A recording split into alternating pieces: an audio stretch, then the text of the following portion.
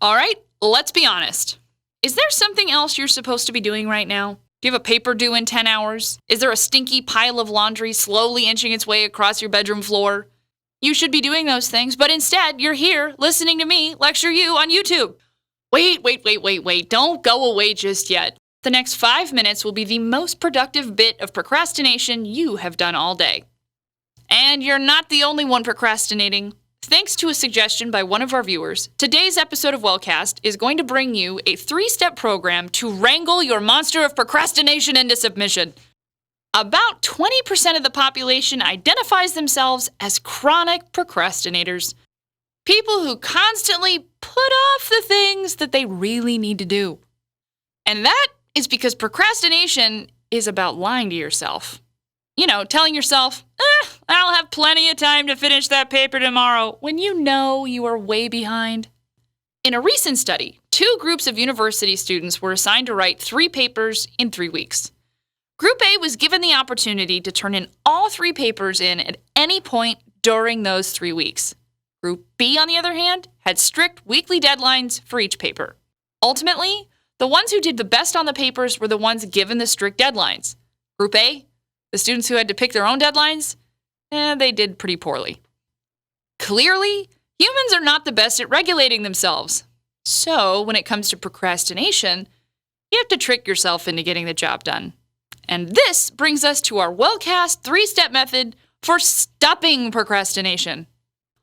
Please pause and print out your worksheet at watchwellcast.com.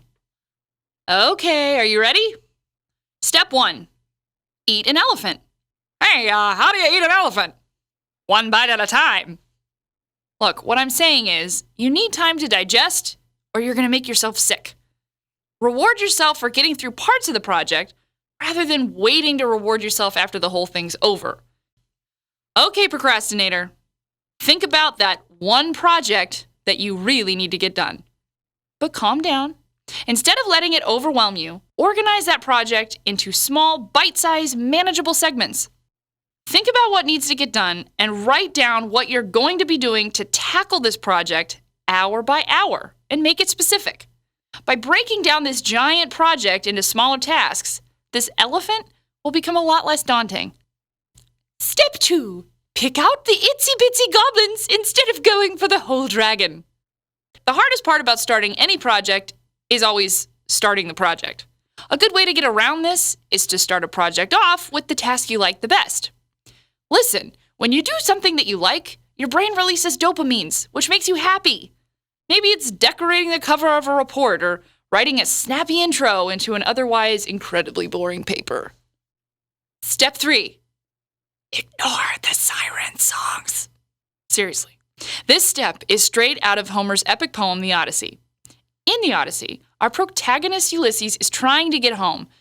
Unfortunately, this requires maneuvering through a strait of water where sailors are often lured onto the rocks by creatures called sirens.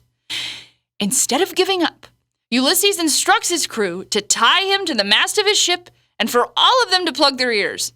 No matter how much he yells and screams to head towards the beautiful sirens, the sailors must keep on track.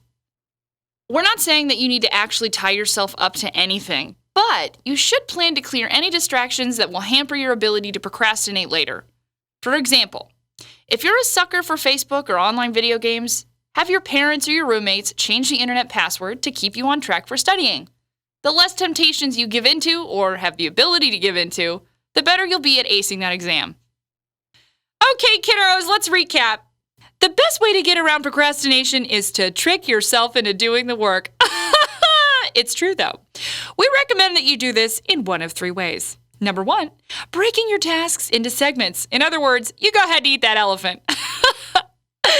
Number 2, start with the most enjoyable part of the project. Go for those itsy bitsy goblins. And number 3, avoid that siren song. Clear out those distractions so you can get the job done. Have these tips helped? Leave us a message below or email us at watchwellcast.com. Tweet us at watchwellcast, email us at watchwellcast@gmail.com, or leave a comment down below. We'll see you next time.